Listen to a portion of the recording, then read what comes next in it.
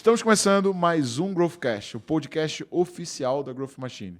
No episódio de hoje, vamos conversar sobre cultura de alta performance e como ter uma execução na sua empresa que te permite vender o seu negócio por 130 milhões de reais.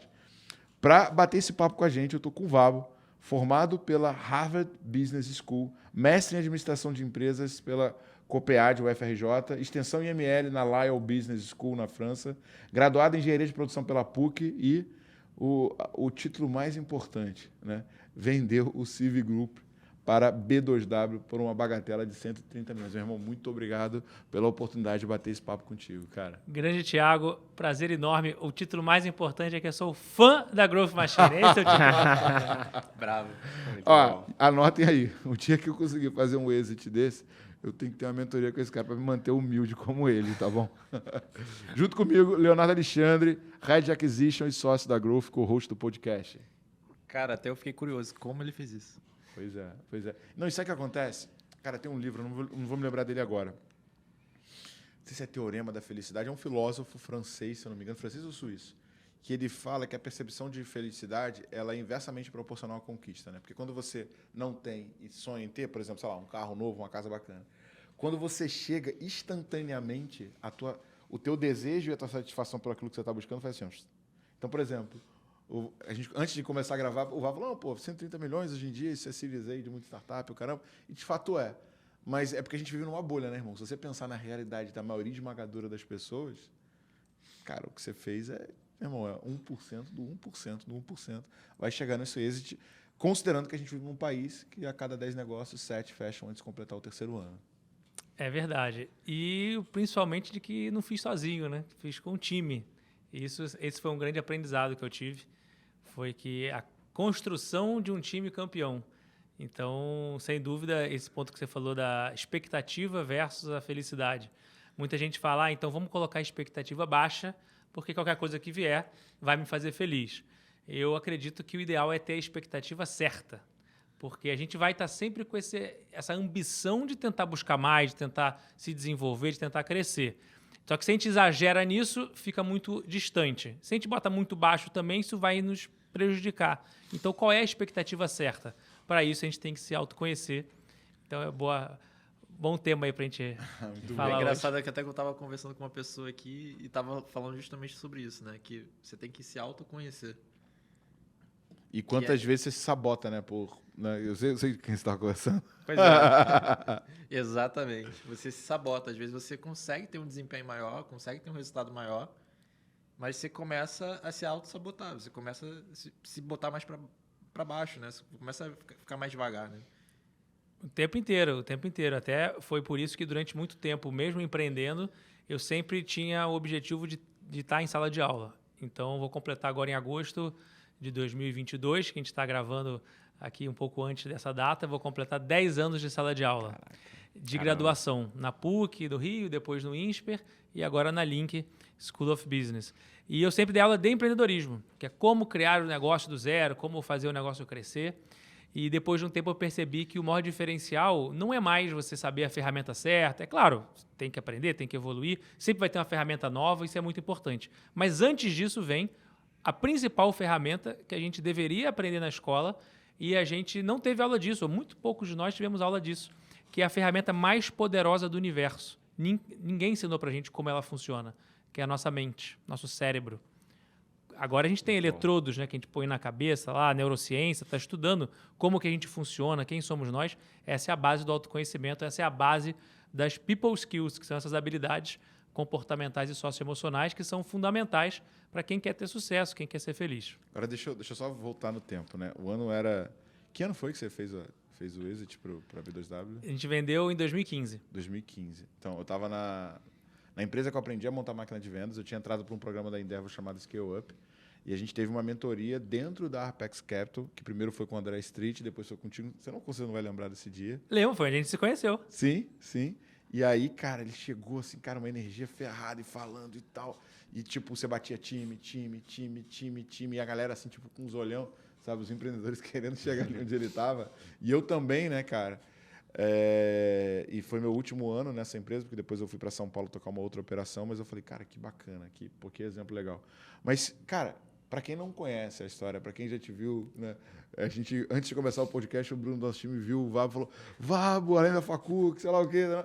Cara, como é que você chegou nesse mundo, cara? Conta um pouco dessa história do que foi, né, o CV Group, e como é que você fez esse exit e como é que você chegou agora nesse. Eu sei que, né, a gente precisaria de uns 4 episódios de podcast para contar essa história, mas como é que foi essa tua jornada?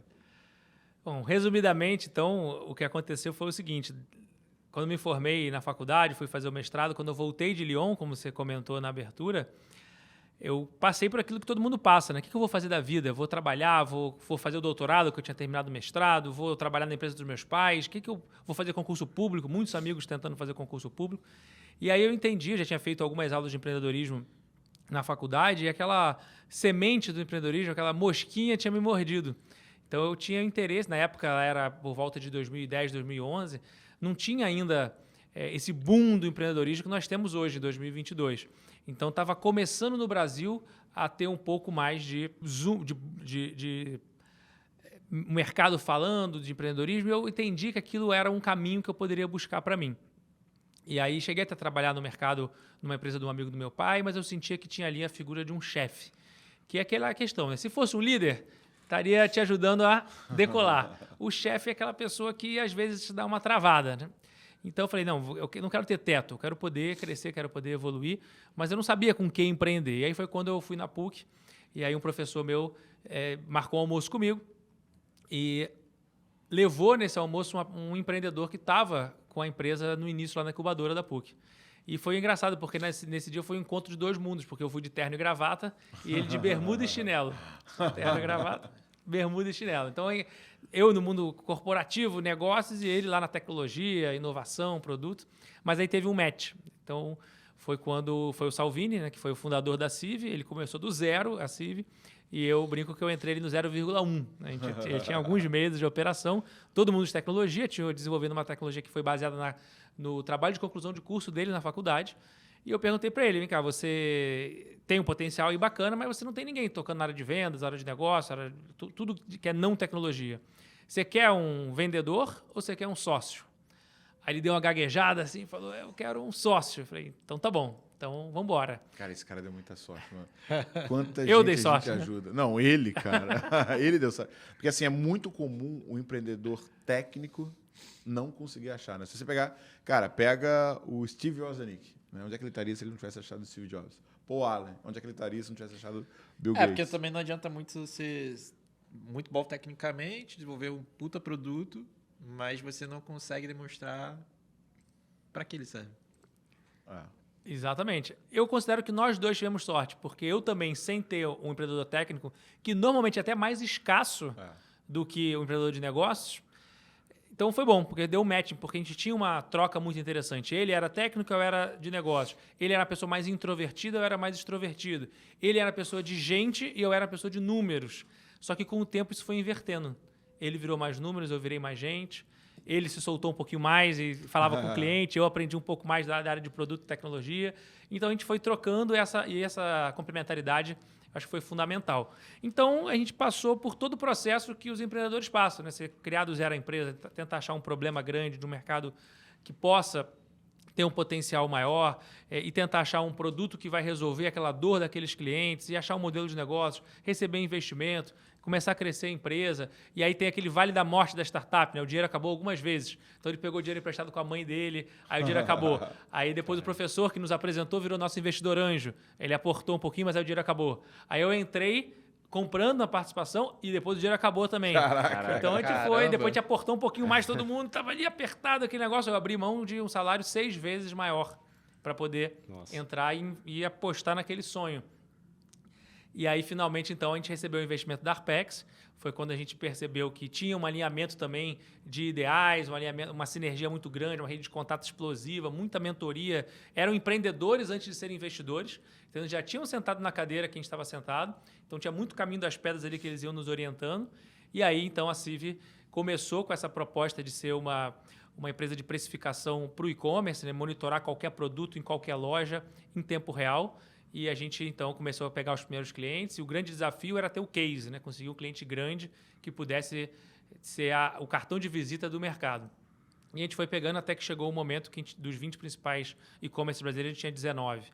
Então, a gente acabou criando uma categoria no e-commerce brasileiro, que é a categoria de inteligência de preços. Que até então, todo mundo monitorava preço, há 12 anos atrás, na mão. Abria várias abas do navegador, ficava comparando, sendo que nós estamos falando de B2B. Né? Então, o B2C tinha o Buscapé, tinha comparador de preço.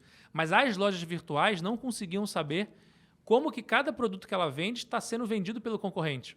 Porque o Buscapé era B2C, não tinha uma interface muito clara, muito atualizada, prática para quem estava vendendo. E com o tempo, os fabricantes também se interessaram. Então, a Lojas Americanas monitorava a Magazine Luiza e a Samsung monitorava a Lojas Americanas e a Magazine Luiza. Os produtos da Samsung, como estavam sendo vendidos, se tinha ruptura, se não tinha ruptura. Então, a gente automatizou esse processo. Então, foi uma jornada muito boa. Se o estoque de alguém quebrasse, você vai lá e aumentava o preço porque você estava com menos concorrente. Por exemplo, imagina que só você tem esse produto, a demanda de mercado está alta, o que você vai fazer? Você pode melhorar a sua margem. Imagina que você quer ter o menor preço, só que você está queimando muito, porque você pode subir seu preço e você vai continuar tendo o menor preço. E aí você ganha aquilo de margem. Então, só que isso numa centenas de milhares de produtos ao mesmo tempo. E como é que você especificava? Era por SKU? A gente fechava um pacote, né? Então, você quer monitorar quantos produtos em quantas lojas. E a gente então falava, beleza, eu tenho 10 concorrentes, quero monitorar aqui 10 mil produtos, 50 mil produtos.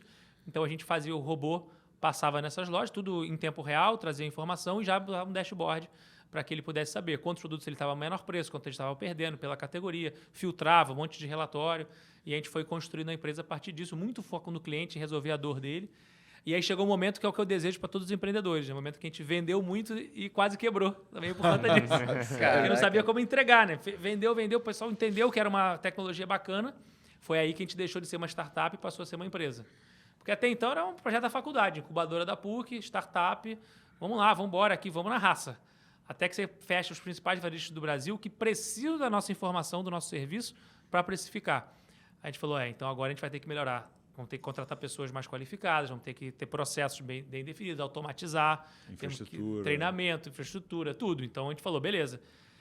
Quase que a gente quebrou pelo sucesso. Né? A gente conseguiu segurar crise, vamos embora, segura aqui, vira a noite, vamos embora, estabilizamos.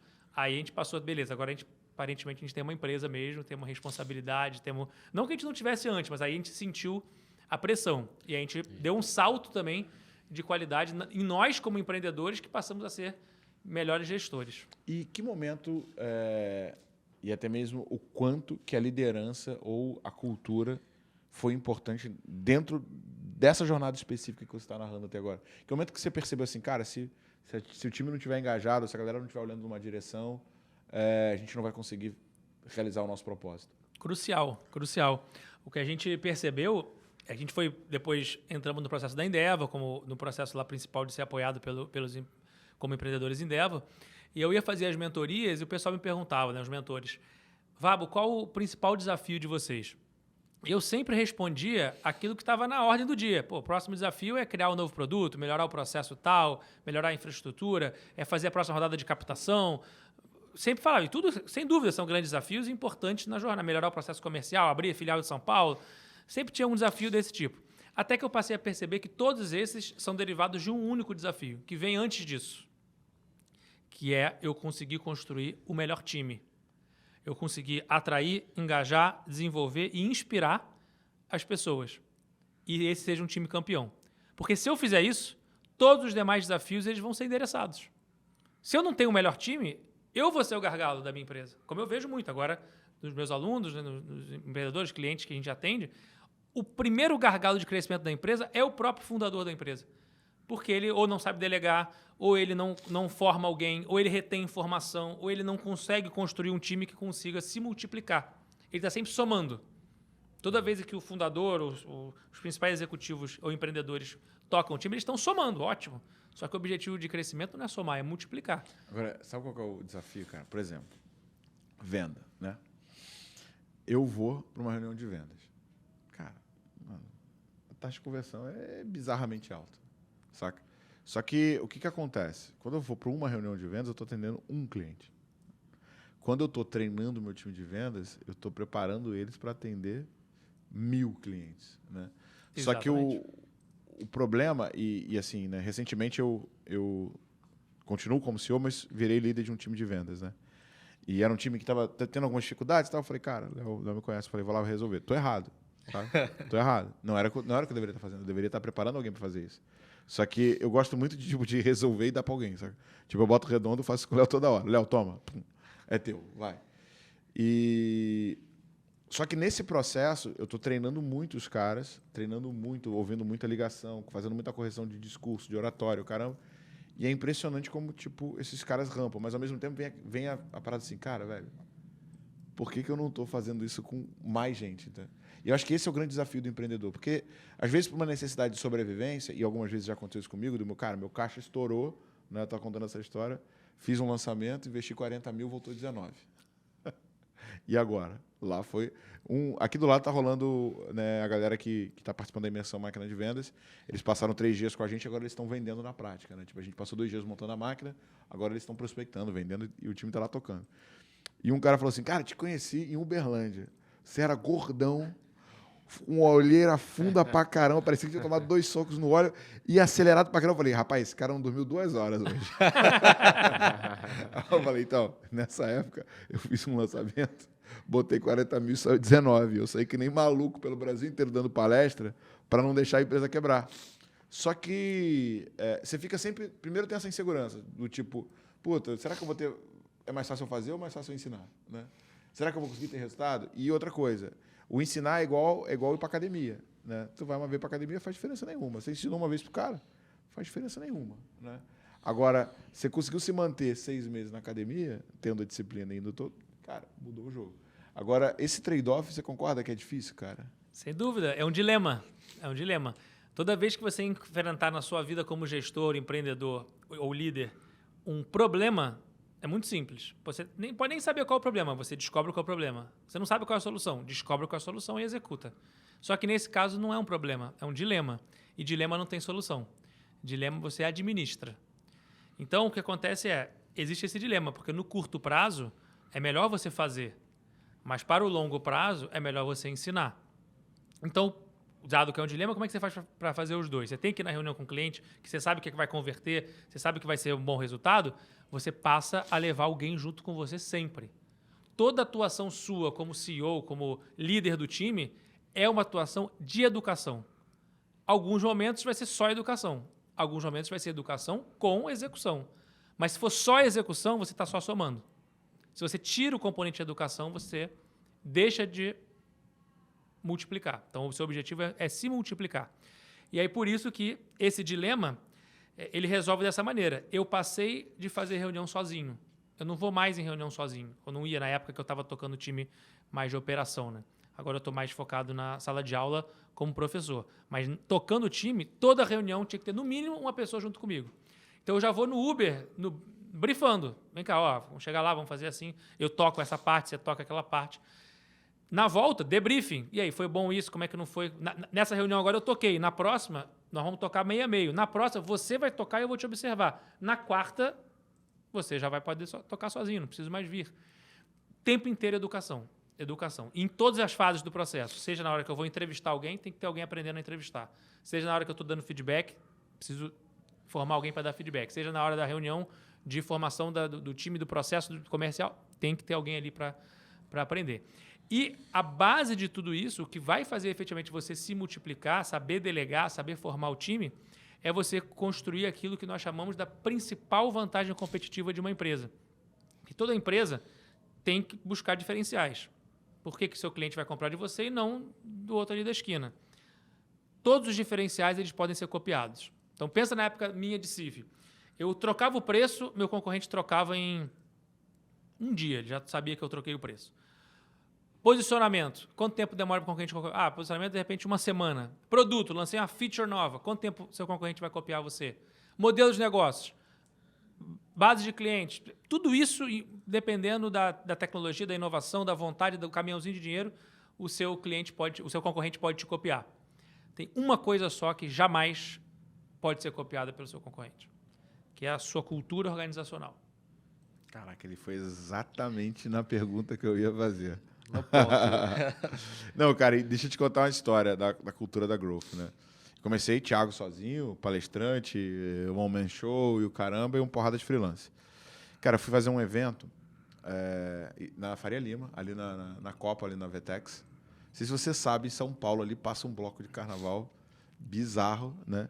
E era o aquecimento desse bloco no dia do meu workshop. E a pessoa que estava responsável por esse evento sabia disso e não falou nada porque ela queria que desse chabu. Ixi. E aí eu descobri que tinha uma disputa entre ela e uma outra pessoa, e aí começou a ter aquele conflito interno. Eu falei, cara, tipo, essa equipe não está funcionando, vou montar uma... Eram todos freelancers, eu falei, vou montar uma equipe própria. Aí comecei a montar. Cara, passou 6 meses, eu comecei a ver um problema muito semelhante voltar a acontecer. Eu falei, pô, se a única variável constante nas duas equações sou eu, o erro sou eu, né? Aí eu fui estudar cultura, peguei o Coach de $1 trilhão. Normalmente tu já leu lá, do Bill Campbell. Tu leu também esse livro, não leu? Li. Cara, esse livro Muito é bom incrível, esse livro. incrível. Se você assistiu o filme do Steve Jobs, no momento que a galera tá votando, né, pro Steve Jobs ser demitido, o único cara, né, que o Jobs fala Bill e tal, que fala não demite ele, foi o Bill Campbell, né, que na época era VP de vendas da Apple. Mas, voltando para a história, eu falei, cara, o erro é meu, vou criar um evento aqui de cultura. Eu criei um negócio chamado Takeover, que a gente se isola, que a gente foi para uma casa em Búzios, 10 pessoas e, cara, ficamos lá, post-it, canvas, cara, o que a gente quer, qual que é o nosso propósito. Esse virou um evento anual, primeira vez que a gente fez tinha 10, segunda 40, na última quase 60 pessoas, né? Tinha 60.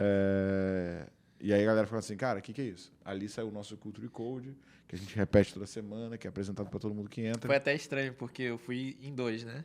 Aí fui em um... Você não era sócio ainda no primeiro que você foi, né? Quando eu fui no segundo, eu olhei, caramba, a gente cresceu tanto assim, tinha muita gente, que a gente trabalha muito remoto, né? Então a gente nunca vê todo mundo. Quando chegou assim no local, falei, caramba, essa gente toda aqui trabalha aqui. Assusta, né, cara? Assusta. E a pandemia, ela fez isso, né? De você não ter o mesmo contato. Muita gente se viu pela primeira vez ali, né? Acho que 90% do time se conheceu pela primeira vez ali. E são, cara, 4 dias que a galera passa trabalhando, mas a galera só lembra do último dia, que é A minha festa missão foi fantasia. conhecer todo mundo, né? Tentar conhecer todo mundo. E você conseguiu? Cara, eu diria que 95%. Eu não consegui conversar com todos. Tipo, aí alguns eu tinha que conversar depois no Com no 60 dia a dia pessoas, mesmo. vocês estão começando o desafio de conseguir formar as lideranças. Né? Exatamente. É esse o desafio que a gente está nesse momento. Agora a gente já tá com quase 70. Mas é o nosso desafio. Cara, a gente está colocando os subsistemas de RH para funcionar, mas mesmo assim tem muito para melhorar. Cara, mas como é que você definiria para a galera que está ouvindo, né? Eu dei um exemplo prático de como foi a construção da nossa cultura, mas o que é essa cultura organizacional? Então, a cultura é esse principal diferencial de negócio. Então, nada mais é do que a forma como as coisas acontecem na empresa, como os líderes tomam decisões, como as pessoas reagem a isso. Os principais sistemas, não sistemas tecnológicos, sistema de contratação, sistema de embarque das pessoas, que é o onboarding, sistema de treinamento, sistema de avaliação, sistema de demissão, como é que isso funciona na prática? Um grande balizador da cultura também é o que está escrito na parede da empresa, que é os valores, os princípios da empresa. Só que a cultura é o que acontece na prática, não o que está na parede. O que está na parede é a intenção de cultura. Então, pode estar escrito na parede, muitas empresas têm isso, né? Uma empresa que tem transparência, meritocracia, foco no cliente, mas segunda-feira de manhã, é isso realmente que está acontecendo?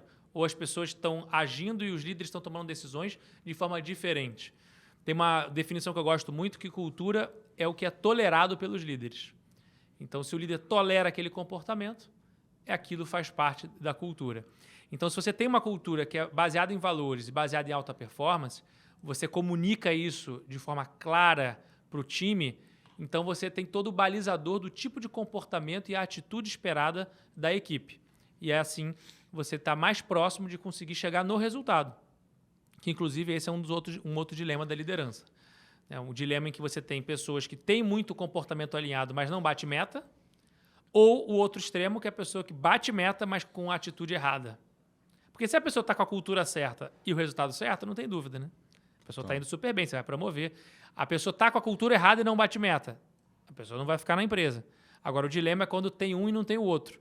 E isso também é um grande desafio. E o que você olha assim, tipo, na prática, né, para os empreendedores que estão ouvindo a gente? Por exemplo, né, tipo, o que a gente tem de ritual de cultura, né? A gente tem o takeover, uma vez por ano, que é esse encontro. A gente tem o growth learning, né, que é uma vez por semana. Tem um treinamento que é dado por um dos growthers, porque um dos nossos valores é aprender é tão importante quanto produzir, né? Então, ele tem um desafio de aprendizado. E a gente tem, né, os one-on-ones e, cara, e outros team buildings que a gente está fazendo mensalmente. O que você entende, assim, que, tipo, você concorda com essas práticas? E o que você tinha de outras práticas também nos teus negócios? Concordo, com certeza. Porque o que acontece é o seguinte, existe o lado conceitual e existe o lado prático. O lado conceitual da cultura são essas definições que a gente falou aqui, são os valores, é o propósito, é o sonho que você quer chegar, é a base de tudo que você faz. Só que o exemplo que eu costumo dar é o exemplo da Igreja Católica. Tem lá os 10 mandamentos, seria o equivalente aos valores da Igreja Católica. Mas todo domingo a Igreja Católica reza a missa. Então a missa é um ritual que concretiza, que tangibiliza a cultura da Igreja Católica. Então você deu o exemplo agora de alguns rituais de cultura que vocês fazem. É uma forma de você concretizar. Em todas as... São mais ou menos 9 áreas ou subsistemas da área de gestão de pessoas. Então você precisa conseguir contratar, precisa fazer um onboard, treinamento. Todas essas sub-áreas são áreas em que você deveria ter rituais. Então, por exemplo, tem ritual relacionado à comunicação interna, engajamento, que é o All Hands, que é a reunião, pode ser o one-on-one, reunião de time, reunião de início de trimestre, reunião de... Aí você vai criando rituais para comunicar. Você tem o ritual de performance, que é avaliação de desempenho, feedback, plano de desenvolvimento individual, calibração da avaliação de desempenho, são ferramentas que você tem de conseguir tangibilizar a cultura. Você tem rituais relacionados à contratação. Tem empresas que, por exemplo, utilizam o momento de contratação do time para educar as pessoas a entrevistar. O momento de contratação para reforçar os valores, porque você tem que trazer pessoas que estejam alinhadas. Então, cada sistema, cada responsabilidade do líder, e esse é um erro muito comum que eu vejo também, é delegar o processo de gestão de pessoas para o RH. O RH não contratou, o RH não avaliou, o RH não fez tal coisa. Não, a responsabilidade de fazer uma gestão de pessoas é do líder do time.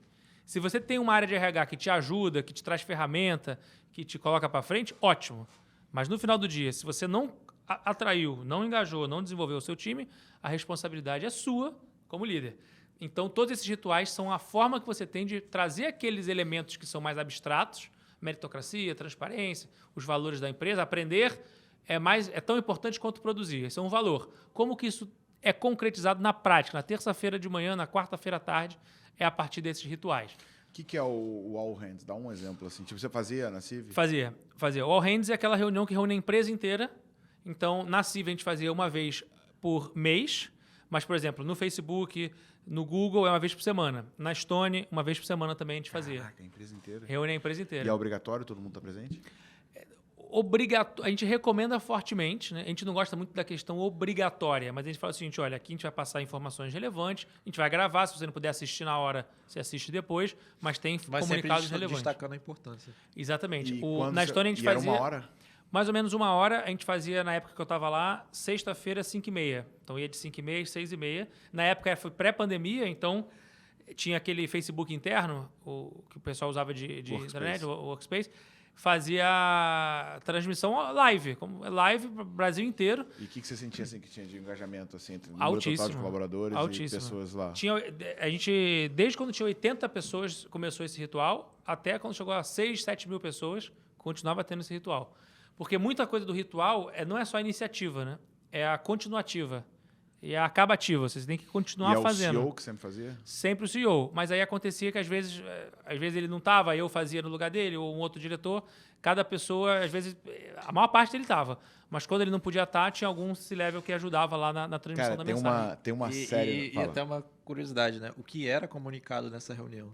Boa. Normalmente são 3 tipos de assuntos que são comunicados no All Hands. E que, na realidade, é a responsabilidade do CEO. Esses 3 assuntos, se você, como CEO, está fazendo qualquer coisa que não seja relacionada a esses 3 assuntos, provavelmente você está somando. Lembra o negócio de somar e multiplicar? Sim. Está somando, está ajudando, mas não está se multiplicando. Então, o primeiro passo é resultado. Então, falar sobre o resultado, o que deu certo, o que não deu certo, o que o cliente trouxe, alguns feedbacks, resultado. Cultura. Então, dar boas-vindas para as pessoas que estão chegando, falar sobre os valores, dar exemplos de comportamentos desejados e estratégia para onde a empresa está indo. Então, o papel do CEO é cuidar desses 3 elementos: passado, presente e futuro. Resultado, passado, ou seja, o que nós fizemos, o que a gente mantém, o que a gente melhora. Presente, como a empresa é, quais são os valores, quais são as pessoas. E futuro, estratégia. Para onde nós estamos indo, quais são os próximos passos. E por aí vai. Então, são esses 3 elementos que a gente comunicava. Eu, na CIB, fazia, junto com meus sócios, uma vez por mês, que a empresa era menor, a comunicação, a gente estava mais perto das pessoas. Quando a empresa fica muito grande, na Stone, inclusive, a gente fez dentro do ritual do All Hands, os primeiros 15 minutos era um vídeo que era gravado toda semana por uma equipe interna nossa de audiovisual, do que aconteceu na semana. Então, chamava Stone News. Stone News. Então, o que aconteceu na semana? Pô, participamos do evento tal, lançamos um produto novo, fizemos a aquisição de tal empresa, tal coisa. Semana que vem vai ter a avaliação de desempenho, semana que vem vai ter o Black Friday, vai ter não sei o que, a preparação. Então, já tem todo um comunicado gravado e, claro, de acordo sempre com a cultura. Então, era sempre escolhido apresentadores, que era a galera que se destacou na última avaliação de desempenho. Então, eles iam lá, apresentavam o Stone News como se fosse um jornal nacional. Legal. Né, e logo depois entrava o comunicado principal com as pautas também que precisavam ser abordadas, normalmente pelo CEO, mas quando o CEO não estava, ia algum outro diretor que pudesse representar. E chamava as pessoas das outras áreas. Tinha a parte de perguntas e respostas. Você vai nas empresas... Qual que é a principal mensagem da cultura, por exemplo, da Stone? É você ter um serviço melhor do que o bancão. Você vai no bancão, para quem trabalha no bancão, pergunta se sabe quem é o CEO, onde é que está sentado o CEO, se o CEO já respondeu alguma pergunta sua, já teve alguma interação sua com você. Difícil, né? Difícil. Normalmente é aquela cultura mais hierarquizada, o pessoal usa o terno e gravata, está lá no castelo, lá muito longe. Então é o seguinte, olha, nós vamos responder qual pergunta você tem. O pessoal votou aqui e a pergunta, normalmente, dependendo da forma como o CEO leva, é uma pergunta dura, difícil. Pô, o que aconteceu aqui? Perdemos o cliente tal, deu problema na operação tal, a área tal não resolveu e tal. Ia lá e chamava os responsáveis, respondia, buscava plano de ação. Não era tipo na hora, pergunta A gente sabia antes, recebia informação. Já teve uma época que levantava a mão e perguntava, porque aí depois foi crescendo muito. O pessoal mandava antes a pergunta, o pessoal votava. As perguntas mais votadas a gente respondia. Legal.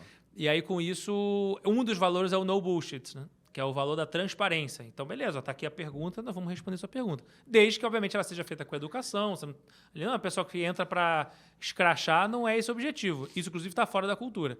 O no bullshit é uma transparência radical e nós vamos discutir são as ideias, não as pessoas. Então, traz aqui o responsável, vamos ver o que melhora. O que ficou de plano de ação da semana anterior para essa, porque às vezes não deu para responder na hora, vamos responder. Isso fazia parte da cultura. A cultura, ela não tem certo ou errado. A cultura é o que eu acho que faz sentido e o que as pessoas que eu vou trazer para trabalhar comigo que também compartilham dessa cultura ou que eu não acredito que faz sentido. Para a gente não fazia sentido hierarquia. Para a gente não faz sentido terno e gravata. Você está ali num ambiente em que você tem que servir o cliente e não achar que o cliente está prestando um favor. Eu estou prestando um favor em atender o cliente. Não era isso. Nós, então, tínhamos essa postura que precisava ser condizente com o dia a dia. Cara, gostei muito da ideia do All Hands. O que você acha? Cara, eu gostei bastante. Eu ainda estou com algumas dúvidas. Quando você falava de resultado, você falava algumas coisas mais estratégicas, você sempre focava no mês? Ou às vezes você abrangia mais o período de tempo de uma semana, isso? por exemplo. Porque, por exemplo, sempre está entrando gente nova na empresa, né? Ou está entrando... Toda semana começa então, 2 pessoas na grupo. Como tem essa passagem, às vezes a pessoa pode entrar ali e ficar um pouco confusa também, né?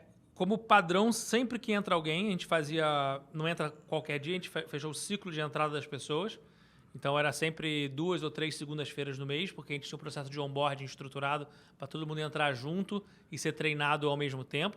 Então, se a pessoa entrou na segunda-feira, vai ter uma turma de pessoas que entraram segunda. Quando eu estava lá, por exemplo, eu estava tocando na área de People e a gente tinha uma média de 300 pessoas entrando por mês. Foi o maior ápice de crescimento logo antes do IPO, que foi no ano seguinte. Então, 300 pessoas, em média, entrando por mês. Vamos supor que entraram ali mais ou menos 70, 80 naquela semana. Chegou na sexta-feira, que é o fim da primeira semana de onboarding, finaliza aquela semana com o All Hands, que era o momento do bate-papo de sexta-feira. E aí, tinha uma mensagem, seja do CEO ou de algum líder da empresa, para essas pessoas que entraram. Só que na hora que eu estou falando a mensagem para as pessoas que entraram, eu também estou fazendo um reforço da mensagem para quem já está na empresa. Eu pego um enfoque, falo de um valor. O All Hands você usava nisso? Também. Entendi. Sempre tinha uma mensagem para a galera. E aí a gente também aproveitava para falar dos resultados, normalmente do mês anterior, né? Então você fecha o mês, você apresenta o resultado. E sempre surge... E na CIV a gente fazia isso também. Só que surge a dúvida, vem cá, mas se você está apresentando o resultado para a empresa inteira, quem disse que não vai vazar essa informação? Quem disse que o seu concorrente não vai saber? Pois é, mas se eu não consigo comunicar o meu time, que é pior? Né? Concorrente saber uma informação, dado nosso, ou o time inteiro não está 100% remando para a mesma direção? E aí eu trago para vocês uma pesquisa de Harvard, que aí depois a gente foi buscar essa informação, uma pesquisa muito curiosa, que é o seguinte: chegou para 120 empresas das mais variados setores, tamanhos, e chamou os 10 principais executivos dessa empresa. E falaram o seguinte, olha, pergunta simples, 10 principais executivos da empresa. Quais são os 5 principais objetivos da sua empresa para este ano? Então esse é o exercício que eu vou deixar para vocês fazerem com a turma da Growth Machine. Chega para os principais 10, 5 a 10 principais e pergunta, quais os 5 principais objetivos da nossa empresa para este ano? Pergunta simples, direta. Se todos os 10 responderem os mesmos objetivos, vão falar os mesmos 5, né? Vão ser 5 respostas. Sim. Pode falar com a sua palavra e tal, mas são 5 respostas. Se cada um falar um diferente, 50, né? Que é 10 vezes 5, 50. Então, as maiores empresas dos Estados Unidos, de 5 a 50, qual vocês acham que foi a média dessa pesquisa? Cara, eu acho que foi menos de 50%. Então, se a resposta foi 5 é porque foi super bem. Se foi 50, péssimo. Uhum. Então, entre 5 e 50, qual você acha que foi? Cara, não sei, eu acho que 50, cara. Acertei? Não, 50 estaria muito ruim, né? Mas a média foi 34. 34. 34 foi a média. Mais de... Só que aí, ou seja, estava mais perto dos 50 do que... Ou seja, os principais executivos, cada um estava... Já vai ser difícil todo mundo remar para a mesma direção. Se cada um remar para um lado, piorou. Só que aí o pulo do gato da pesquisa foi que eles pegaram e agruparam as empresas que responderam de 6 a 12, ou seja, com os líderes mais alinhados, com as empresas que responderam de 26 a 43. E esse agrupamento mostrou que quem estava de 6 a 12 mais alinhados tinha maior rentabilidade do que quem estava de 26 a 43. Então, eles conectaram a comunicação de alto nível da alta liderança com o bottom line, com a lucratividade da empresa. Se os líderes não estavam bem alinhados, imagina a galera da operação. E isso repercute diretamente com a lucratividade. Caraca. Com certeza, porque com um time mais enxuto, cara, a comunicação flui melhor, você consegue... Cara, no dia a dia é muito mais rápido, você fica muito mais alinhado e as pessoas sabem por que fazer cada coisa. Pois é. Ela não vai criar uma coisa nova porque vai olhar ali, pô, peraí, não tá dentro dos objetivos, dos capetes que a gente tá perseguindo fazer isso aqui. E aí você já ajusta. Provavelmente é aí que pega o problema. Assim, tipo, no nosso caso, a gente só tem 3 objetivos estratégicos, né? Que a gente trabalha com OKR, então a gente foi simplificando, né? Que tem a ver diretamente com o NPS, tem a ver com rentabilidade e lucratividade e tem a ver com entrega de sucesso. São as únicas 3 coisas que a gente está olhando. Só que, tipo assim, tem projetos que decompõem aí, para mim, ainda tem um desafio de encaixe entre essas 2 coisas, porque às vezes eu olho alguns projetos que... A gente tem uma reunião de abertura e uma reunião de fechamento de semana, onde cada líder traz a evolução dos seus projetos e a gente vai fazer uma medição. Só que, para mim, ainda tem um desencaixe muito grande. Não sei se você tem essa percepção também, entre os projetos que a gente executa e os objetivos que a gente está indo atrás, saca?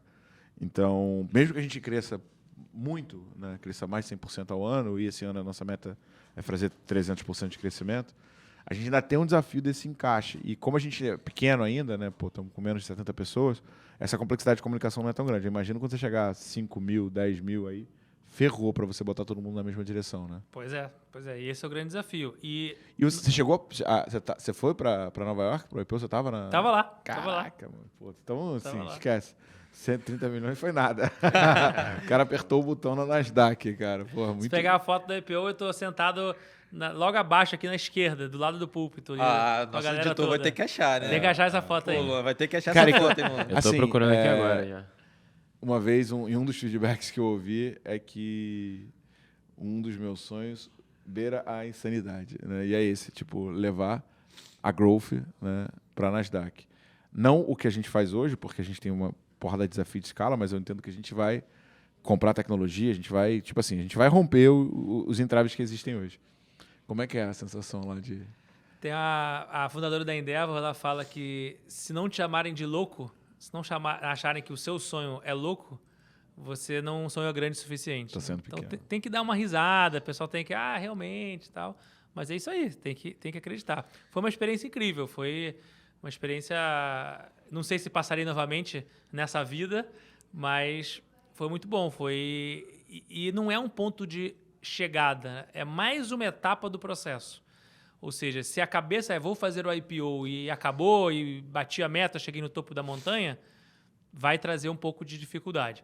O IPO é mais uma etapa do caminho, porque o que realmente gera valor e na hora que você cresce, começa a ter muita perda de foco, muito desviado o caminho, muito elemento que te tira da essência.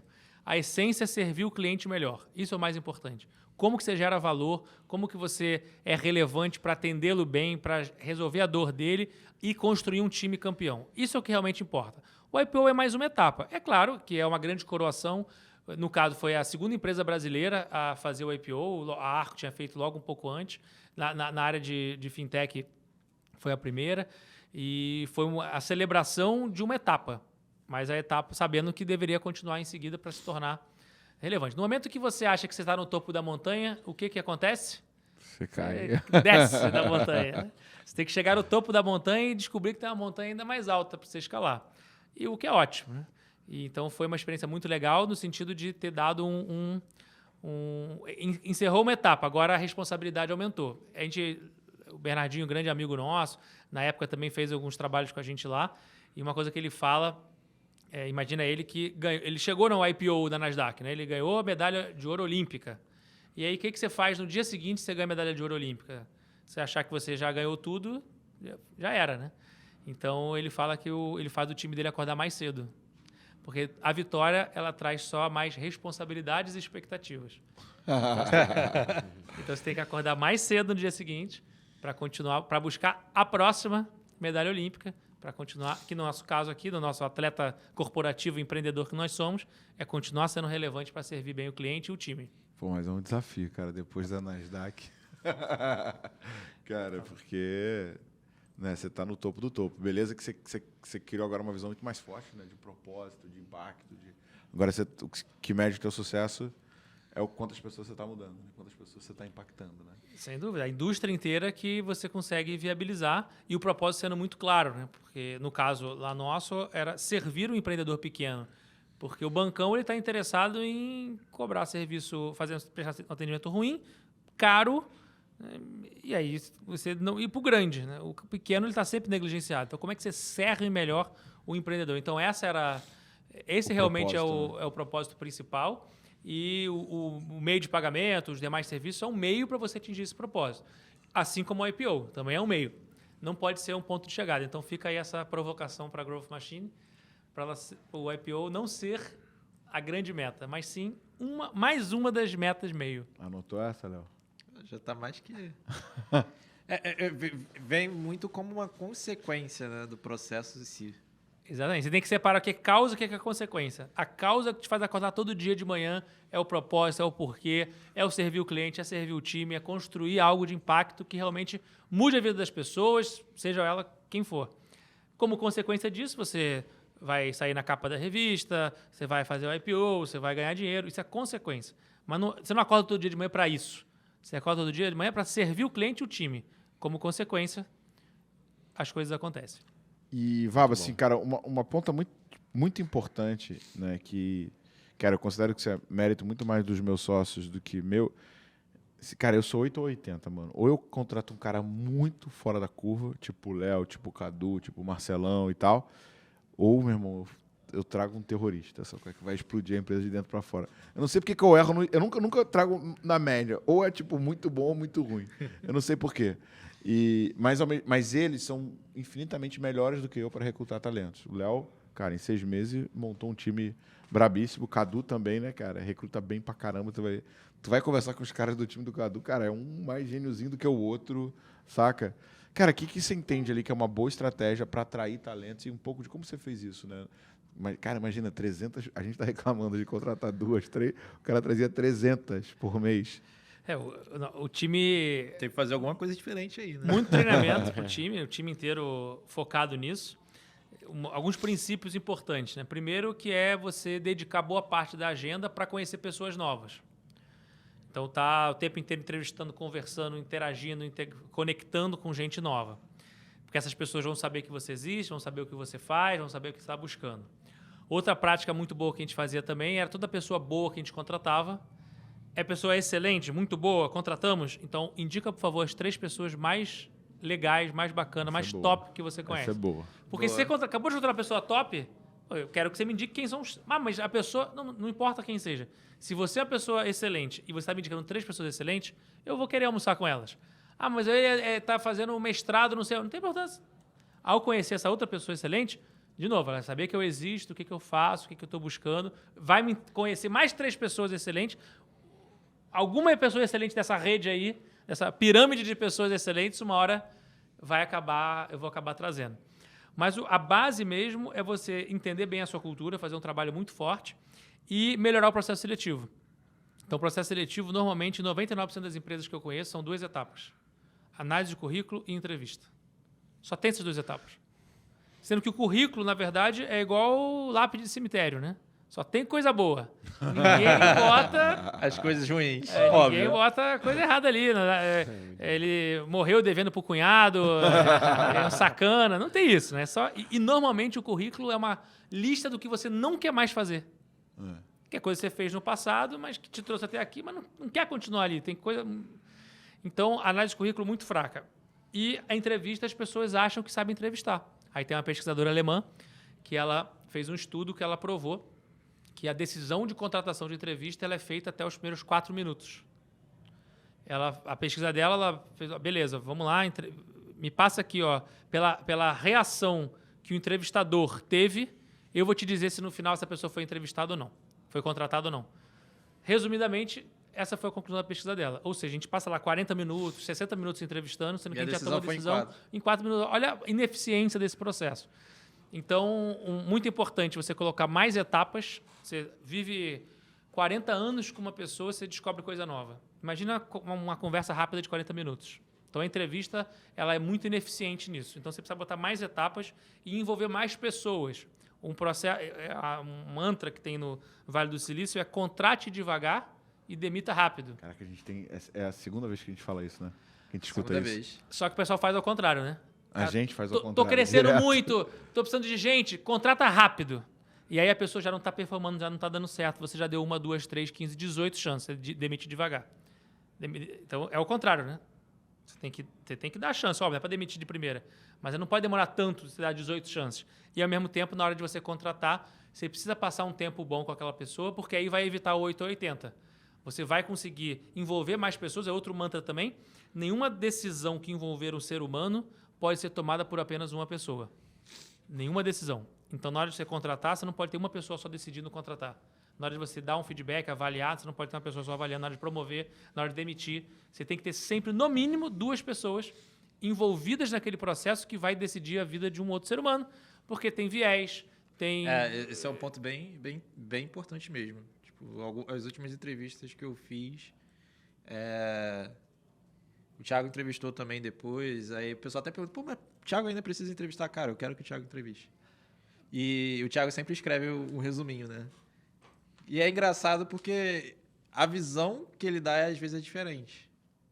Né? Passa uma visão diferente da que eu tive, e aí vai para uma terceira entrevista uma visão diferente também, de novo, da que eu tive. Então, a conclusão das 3 faz mais sentido do que uma só.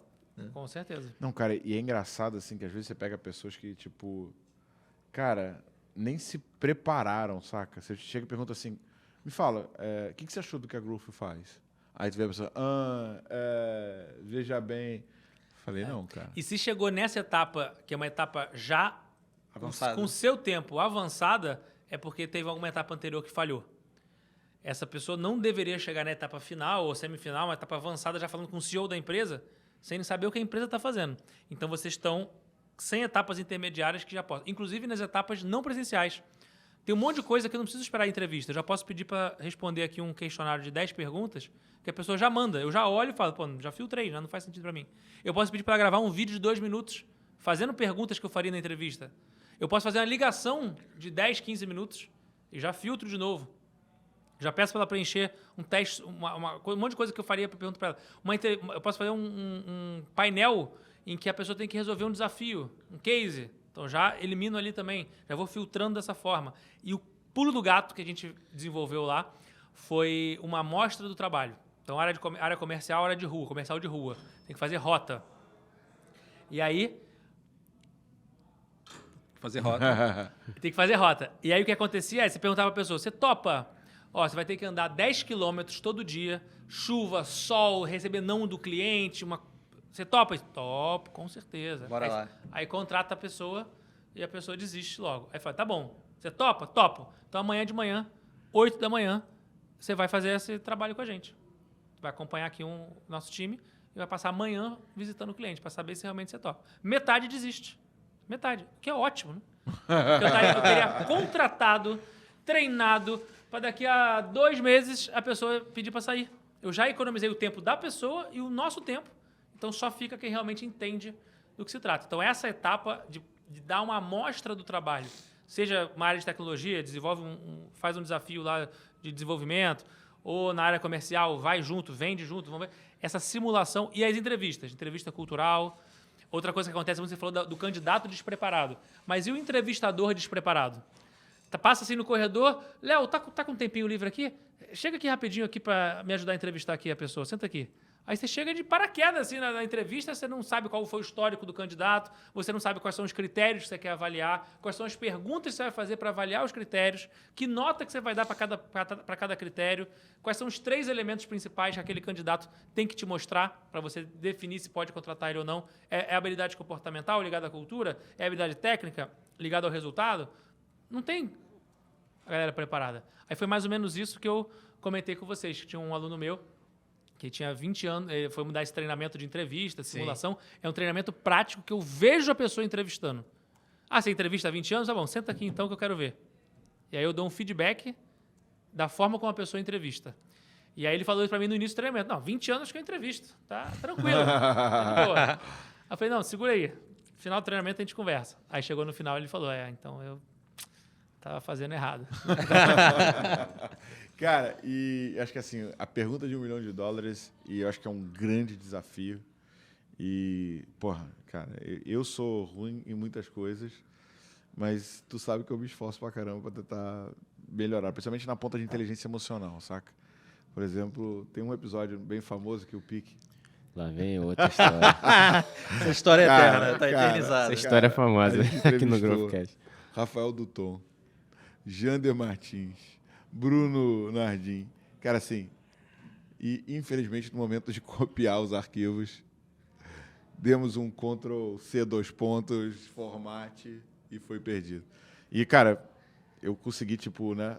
Eu li um livro muito bom chamado O Obstáculo ao Caminho, não sei se você já leu esse livro. Ryan Holiday. Muito bom, né? E eu tava lendo esse livro, aí eu falei, não, cara, tudo bem, cara, o que a gente aprende com isso, né? Mas, cara, como é que a gente consegue dar um bom feedback sem... Cara, né, sem invadir a pessoa, né? Porque ferir, na maioria das vezes, né, o feedback vai ferir. Né? E talvez parte da função do feedback seja esse, dar uma percepção de que existe uma oportunidade de melhoria. Mas o que você entende, assim, cara, que é um bom feedback para um cara que está na tua equipe? Não, eu até faria isso pré-entrevista também, porque a gente tem uns candidatos que não passam. Uhum. E a gente sempre fica triste, né? E às vezes a pessoa não fala nada, né, pro cara, né? Não, e aí tem aquela questão, de como dar esse feedback para essa pessoa, quem daria esse feedback, a forma que seria feito, meio de comunicação. Tem os princípios fundamentais, né? Por exemplo, o que a gente tinha nas nossas empresas é que toda pessoa que interagir com a gente precisa ter uma experiência. E a gente foca muito na experiência do cliente. Mas e a experiência do time? E na experiência do candidato? Então, por isso que lá na Stone, inclusive, a gente criou o maior processo seletivo do Brasil. Chegou a ter mais de 100 mil pessoas inscritas. E uma preocupação crucial, Caramba. Que era o Recruta Stone. Era meio que uma evolução lá do trainee da Arpex. É tipo um trainee, só que como a nossa cultura não é tem um nome especial, né? Então tem o trainee nas empresas comuns. Na cultura Stone era o Recruta Stone. Assim como também o atendente do call center, nas empresas em geral, é atendente de call center. Lá a gente não tem atendente de call center. Ainda falo a gente porque, né? Mas lá o que nós temos é o encantador. Assim como a pessoa de logística não é o entregador da logística, é o Green Angel. É o anjo verde que vai levar a maquininha para o cliente. Então, na prática, para quem está de fora, besteira, isso é nome e tal. Só que palavra tem poder. Né? Então, você falou agora que o feedback tem que, eventualmente, ferir a pessoa. Não é a melhor palavra para a gente usar. né? Então, essa linguagem, isso tudo faz parte da cultura também.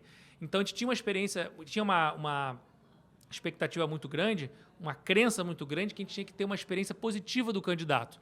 Toda interação que um candidato tivesse com o nosso processo seletivo, ele tem que aprender alguma coisa. Porque esse candidato, mesmo que depois não vire membro do nosso time, ele vai sair com uma boa impressão, ele vai indicar alguém, ele vai ser um cliente nosso, ele vai indicar um cliente, ele vai... Minimamente, a gente vai deixar a sociedade melhor em última instância, porque esse candidato aprendeu alguma coisa durante o processo seletivo. Em primeiro lugar, sobre ele mesmo. Porque nós vamos fazer questionários, pesquisas, perguntas para ele que ele vai ter que refletir sobre a sua própria vida. E depois sobre a indústria, sobre o mercado, sobre o produto, ele vai aprender sobre isso também. Então, e o feedback, sem dúvida, é mais uma oportunidade que você tem de contribuir para o aprendizado e ter uma experiência positiva, porque 99% das empresas simplesmente estão nem aí para o candidato. Não passa, manda um e-mail frio e acabou. Experiência ruim. Se você se preocupa em dar uma experiência boa, você vai dar um feedback que seja minimamente construtivo para a pessoa. Mas o feedback em si, a ferramenta de gestão do seu time, na nossa visão, é o processo mais importante da liderança. É o mais importante, você conseguir gerar um feedback. Só que as pessoas confundem feedback com bronca ou com elogio. Elogio, bronca, pode estar dentro do guarda-chuva do feedback, mas o feedback em si, ele é uma ferramenta que tem um único objetivo: gerar insights, contribuir para o desenvolvimento do seu liderado. Esse é o objetivo do feedback. Você senta com ele, pode ser formalmente, nos ciclos de avaliação, pode ser informalmente, no dia a dia, com um único objetivo. Não tem outro objetivo. Não tem objetivo de chamar atenção, de mostrar quem manda, não tem outro objetivo. Isso é outra coisa, não é feedback. Feedback é o seguinte: eu estou sentando com você porque eu tenho a intenção genuína de contribuir para a sua evolução. E eu separei aqui uma série de pontos que você manda bem, pontos fortes, e uma série de pontos que você precisa melhorar. E eu vou compartilhar isso com você e te ouvir. Se você acha que faz sentido, vou te dar exemplos. Todos os pontos que eu trouxe são pontos baseados em fatos, dados, exemplos concretos. Não é baseado na minha opinião, nem no meu julgamento, nem nos meus vieses. É baseado em fatos e dados. E eu vou ter uma comunicação não violenta para mostrar para você. E nós vamos juntos, ao final do feedback, construir um plano, que é o feed forward, né?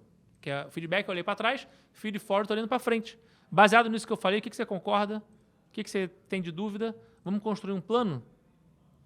E esse plano vai ser a base do seu desenvolvimento. Se eu faço isso de maneira sistemática e o nosso liderado entende que eu criei um canal de diálogo em que ele pode também me dar feedback, em que ele pode também tirar dúvida, e que ele entende que eu não tenho agenda oculta.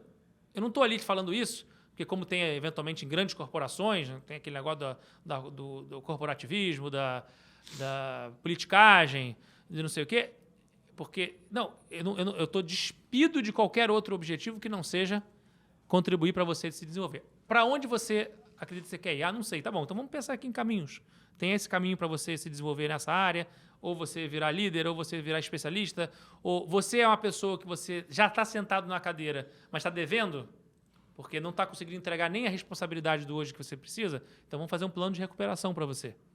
Você é uma pessoa que já está voando na cadeira que você está, então vamos fazer um plano para você subir para a próxima cadeira. Quais são os próximos passos que dependem só de você? Porque para você ser promovido, às vezes não depende só de você. Tem que ter oportunidade na empresa, tem que ter mais o que você pode fazer? Então esse é o objetivo do feedback. Construir um caminho para que a pessoa possa evoluir. Cara, incrível, incrível, incrível. Feedback é uma ciência, né, cara? É uma coisa complexa, porque se você acertar no tom, você está evoluindo a pessoa. Se você errar no tom, você vai estar deixando ela para baixo, chateada e tudo mais. E, ao mesmo tempo, também, se você não for transparente, né? Cara, um amigo meu, o Pagotto, ele me falou uma vez assim que, cara, o técnico bom é aquele técnico que te cobra, né? Não é o cara que te passa, né, a mão no ombro e fala, cara, vai lá, continua e tal, quando, na verdade, você tem uma série de gaps e pontos cegos que você não está vendo que você precisa corrigir, né? Uma coisa que eu faço com o time de vendas, eu gosto muito de fazer uma reunião de revisão de call, né? Então, eu pego ou uma ligação ou uma videoconferência e, do lado, eu trago um checklist. Cara, e o checklist ele é binário, sabe? Tipo assim, fez ou não fez? Cara, começou quebrando gelo? Fez ou não fez? Trouxe algum elemento relevante sobre o mercado do lead? Fez ou não fez? Né? Fez mais perguntas do que afirmações? Fez ou não fez? Não interrompeu nenhuma vez o lead? Chamou o cara todas as vezes pelo nome? Então, assim, são coisas bobas, né? Mas que a maioria dos vendedores não presta atenção e que faz uma diferença bizarra. Só que, depois que você bateu com o teu time 15, cara, não sei de 100 não, 15 vezes essa parada, o cara vira, meu irmão. Pensa no cara do Bop invadindo o morro, que fatia e passa. Fatia. Cara, o cara vira assim, sabe? Ele tá programado para executar aquilo. E o teu jogo muda, né? Total. E pro feedback é a mesma coisa. É um passo a passo do que você tem que fazer para você quebrar o gelo, para você criar um ambiente de confiança, para você levantar os pontos, saber se comunicar de forma a aumentar a chance da pessoa entender. Quer ver uma dica simples que eu passei a fazer? Invariavelmente, eu terminava o feedback, a pesquisa mostra que por volta de 40% das pessoas saem mais confusas do que entraram. Caraca. Aí você vai, pô, mas eu tô aqui conversando com você e você saiu... Então, o que eu passei a fazer? Técnica simples. Chega no final do feedback e pergunta. Você pede para a pessoa, você pode repetir com as suas palavras os 3 principais pontos que eu trouxe para você hoje aqui? Caraca, mano. Valeu o podcast Muito bom, inteiro. muito bom. 3 principais pontos aqui, repete aqui. Aí o que acontecia? Um ponto a pessoa entendeu, o outro ponto, mais ou menos, o terceiro ponto era diametralmente oposto do que eu queria dizer para ela. Oposto. Eu falei uma coisa, ela entendeu o outro. Aí eu falei, não, obrigado pela oportunidade, agora eu vou... A responsabilidade da comunicação é sempre de quem está falando, não é de quem entende. Então você repetiu com as suas palavras e deixa eu explicar um pouco melhor. Na verdade, não é bem isso, parará. Simples. Isso aumenta a assertividade brutalmente. Repete com as suas palavras 3 coisas. Pronto. Animal. Muito bom. Tô impactado, cara. E você? Cara, com certeza, né? Até porque sempre tem essa questão de, tipo, você fala A, a pessoa entende B, de B vira C. E assim vira o caos corporativo, né? Vou dar mais uma dica de comunicação no feedback. A pessoa vira e fala assim, ó, Léo, você é muito desorganizado. Então, meu feedback para você é que você é desorganizado. Você não cumpre as tarefas que eu te passo, você não entrega o relatório para o cliente, por aí vai. Isso é uma forma, um julgamento. Estou dizendo para você que você é desorganizado. Agora, repara esse tipo de feedback com outro tipo, que é o seguinte. Léo, na quinta-feira passada, nós combinamos que você ia entregar o relatório para o cliente. E, infelizmente, isso não aconteceu. Isso está passando a percepção de uma desorganização sua. O que está acontecendo? Totalmente diferente. Então, eu não estou dizendo que você é desorganizado. Você está levando a reflexão. Um fato concreto, quinta-feira, que você não entregou o relatório, passa uma percepção de. E aí, com isso, você para de atacar a pessoa, para de atacar o fato, e você abre um espaço para a pessoa falar. E aí, quando a pessoa fala, ela vai trazer os elementos. Aí você vai construindo em cima disso. Essa é uma diferença que a gente chama da comunicação não violenta. Ou seja, eu não estou partindo do pressuposto que você é, porque você não é nada. Você transmitiu pelo seu ato uma atitude. E é isso, essa atitude que a gente não quer que você tenha mais. Por isso que eu estou te sinalizando. Então isso muda completamente também a forma como a pessoa recebe o feedback. Cara, assim, incrível. Eu tô assim, quando você tá falando, eu tô anotando aqui. Eu tenho um canal no meu Slack comigo mesmo, que é o principal canal que eu uso. Eu também tenho. Pra, tipo, salvar as coisas que eu quero voltar nelas depois. É o melhor lugar, melhor que Google Docs, melhor que Notion, melhor que tudo. E, cara, tem bastante anotação, bastante coisa bacana. Eu acho que a gente tem que fazer mais de um desses, cara, pra, tipo, porque, né, um único episódio do Growthcast não é suficiente. Mas, assim, cara, o que você deixaria de dica final para os empreendedores que... Eu vejo muito empreendedor reclamando assim, meu time não está engajado, meu time não é produtivo, meu time não entrega, as pessoas que trabalham aqui não estão querendo saber de resultado e tal, como se a culpa fosse do time, né? Só que, na verdade, se o teu time não está engajado, irmão, quem montou o time? Quem lidera o time? Né? O que você deixaria de dica final, assim, de como é que eu consigo melhorar isso na minha organização? Ou, cara, qual que é o ponto central que eu tenho que prestar atenção, seja em cultura, seja em liderança, para conseguir, de fato, trazer a equipe junto comigo? A dica final é nessa linha que você falou. É um livro do Jocko Willink, que foi da tropa de elite da Marinha Americana, Navy SEAL, e chama Extreme Ownership. Se não me engano, a tradução em português é responsabilidade extrema. Então, foi o que você falou. Se o time não está entregando, se a empresa não está batendo meta, se ele não está atingindo o resultado dele, a responsabilidade final é do líder. O empreendedor é o gargalo de crescimento da própria empresa. Porque começa a crescer, começa a evoluir, começa a entrar o ego. Começa a achar que é o importante, que a pessoa é importante, que eu tenho cargo tal, que eu fiz isso, que eu fiz aquilo. Meu modelo mental foi o que me trouxe até aqui. O que te trouxe até aqui não é o que vai te levar para o próximo passo. Então, a humildade de continuar servindo o time, servindo o cliente, e a humildade e a vulnerabilidade de buscar ajuda para você romper a barreira para o próximo passo é a mensagem final. E a gente sabe que mais importante do que qualidade, mais importante do que as habilidades, mais importante do que o diploma que você tem na parede, mais importante do que a conta bancária, seu sobrenome, o cargo que você tem, o que vai demonstrar quem realmente você é são as suas escolhas. As suas escolhas é o que vai determinar quem você é. Então, se você escolher ficar preso, se cristalizar no seu comportamento, mas se você escolher ter humildade, vulnerabilidade para pedir ajuda, estudar e romper as barreiras, certamente você vai ser um grande exemplo para o seu time. E sendo exemplo, você está se multiplicando, que é o objetivo de todo líder. Formar alguém melhor do que si mesmo. E aí todo mundo cresce, o resultado vem e as metas são batidas. Muito Sabe bom. que assim, eu não me considero um bom líder. Eu sou bom em muita coisa. Eu sou um cara que puxa a barra para cima e tal. Então, eu não me orgulho tanto como líder, porque eu acho que eu preciso evoluir muito nesse aspecto. Tem muita coisa que eu preciso corrigir e tal. Mas, tipo, todos os caras que eu lidero, Léo, Cadu, Marcelo, esses caras são melhores do que eu. Então, pelo menos nesse aspecto, eu estou conseguindo formar caras que têm uma condição de execução melhor do que a minha. Então, é um ponto que eu saio mais feliz do que eu entrei nesse, Muito bom. nesse podcast. Cara, quem quiser trocar ideia contigo, quem quiser te achar, como é que faz?